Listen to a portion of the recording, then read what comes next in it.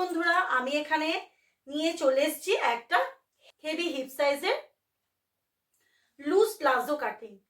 তো সেটা loose palazzo cutting কিভাবে করব হেভি হিপের, সেটাই তোমাদেরকে দেখাবো। এখানে দেখো হেভি সাইজের হিপ আছে লুজ প্লাজো।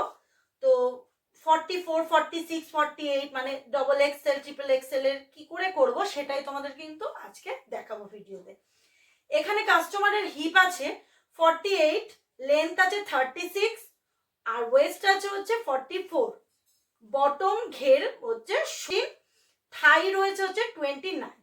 তো দেখো এখানে হিপ বলতে পাছা হচ্ছে 48 রয়েছে। আর লেন্থ মানে হচ্ছে ঝুল মানে হচ্ছে ঝুল রয়েছে এখানে 36 মানে 36। আর ওয়েস্ট বলতে কোমর, যেখানে তোমরা প্যান্টের দড়িটা বাঁধো সেই জায়গাটা, আর সেটাই রয়েছে হচ্ছে 44 মানে 44। আর বটম ঘেরটা মানে তলায় যে ঘেরটা থাকে প্যান্টের নিচে, সেই ঘেরটা হচ্ছে 16 রয়েছে।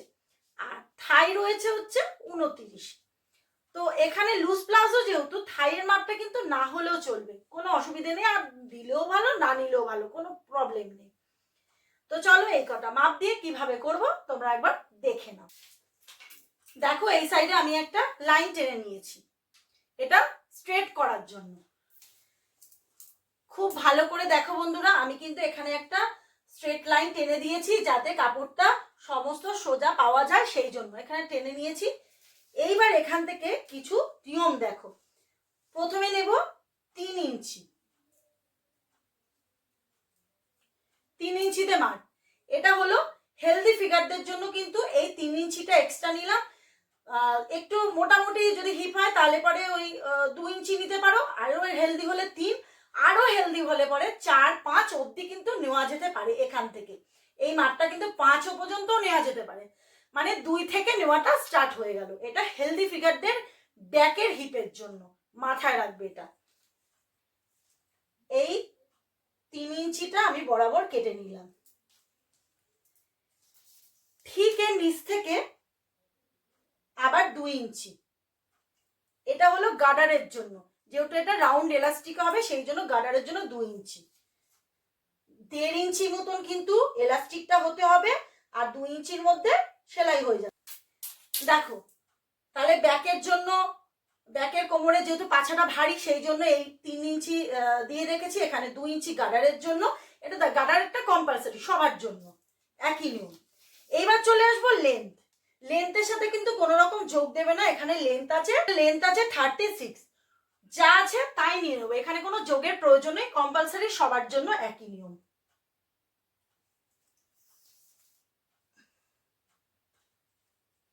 এবার দেখো ঠিক তার নিচে হয়ে যাবে 2.5, 2, 3, মানে 2 থেকে রাখতে পারো, 2, 3, 4 তোমার যা খুশি রাখতে পারো। এটা হচ্ছে ফোল্ড করার জন্য। তো আমি এখানে হচ্ছে আমি নিচে দিচ্ছি, আমি আচ্ছা আমি এই নিচ থেকে 2 ইঞ্চিতে মার্ক করছি, এখানে কিন্তু 3 ইঞ্চিও মার্ক করতে পারো।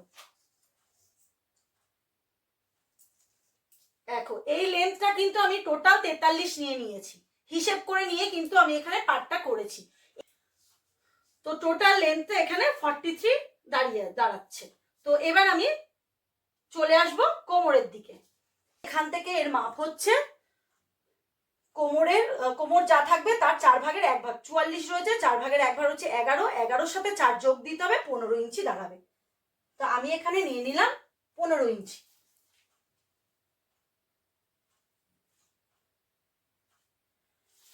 টোটাল 15 ইঞ্চি দাঁড়ালো। এইবারে বার করব আসনের মাপ। এখান থেকে যে আসনের মাপ কি করে বার করব? আসনের মাপের জন্য প্রয়োজন হিপের মাপ।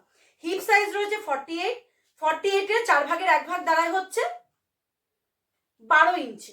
12-র সাথে 2.5 ইঞ্চি যোগ দিতে হবে, যোগ দিলে দাঁড়ায় হচ্ছে 14.5।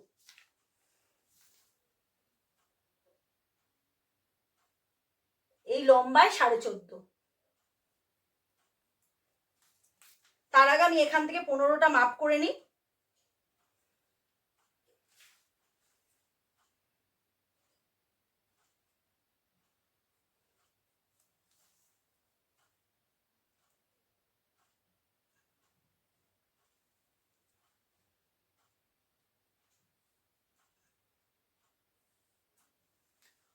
তো 14.5 হলো।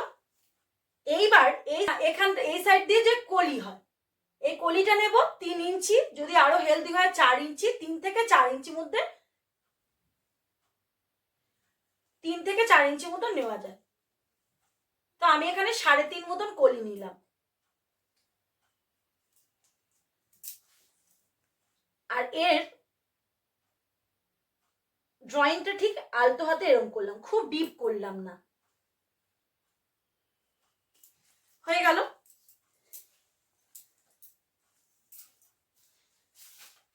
তো এখানটা কলি নিয়ে নিয়েছি, এখানে কলির জন্য 3.5 ইঞ্চিতে মার্ক করেছি। আচ্ছা, এখানেই নিয়ে নিতে হয় কিন্তু থায়ের মাপ। তো আমি এখানে থায়ের মাপটা নিচ্ছি না, থাই যা থাকবে তার সাথে 1.5 যোগ দিতে হয়। আমি এখানে প্লাজোটা আমার কাস্টমার চেয়েছে, যা আছে এখানে নিচেও তো তাই হবে, মানে একদমই লুজ প্লাজো। তো এখানে রয়েছে 19 টোটাল, তো এখানেও নিয়ে নিচ্ছি 19।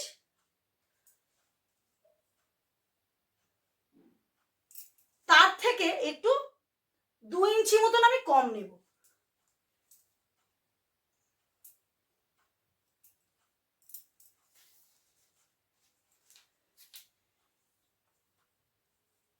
এইভাবে দিয়ে দেবো, ড্রয়িং করে নিলাম।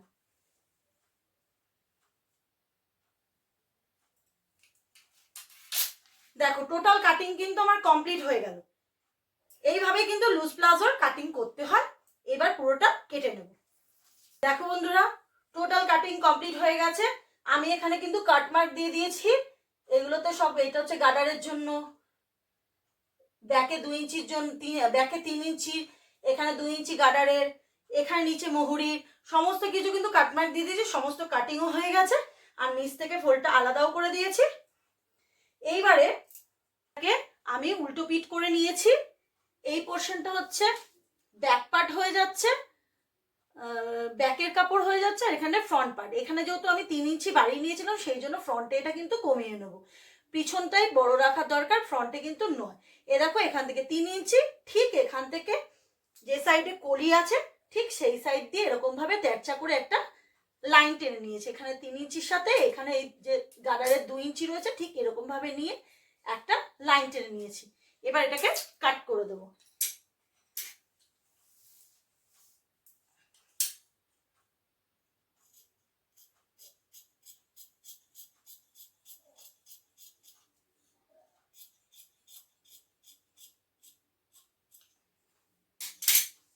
দেখো কাট করে দিয়েছি, দেখো কতটা হিপ সাইজটা বড়।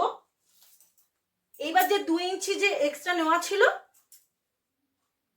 তো এখানে তো 2 ইঞ্চিতে মার্ক আছে, ঠিক এখান থেকেও 2 ইঞ্চি 2 ইঞ্চি।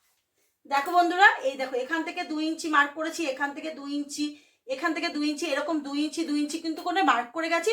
এটা যখন প্যান্টটা পরা হবে তখন কিন্তু একদম শেপে ঠিকঠাক এসে যাবে। কাজে এইরকম ভাবে মার্ক করে নিয়েছি। আর ও পাশেও কিন্তু এরকম ভাবেই মার্ক করে নিতে হবে, নিয়ে রাউন্ডে এলাস্টিক বসবে।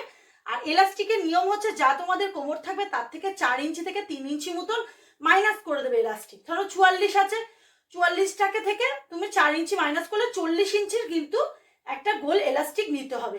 এলাস্টিকটা নিয়ে রাউন্ড করে লাগিয়ে নিতে হবে এই সাইডে।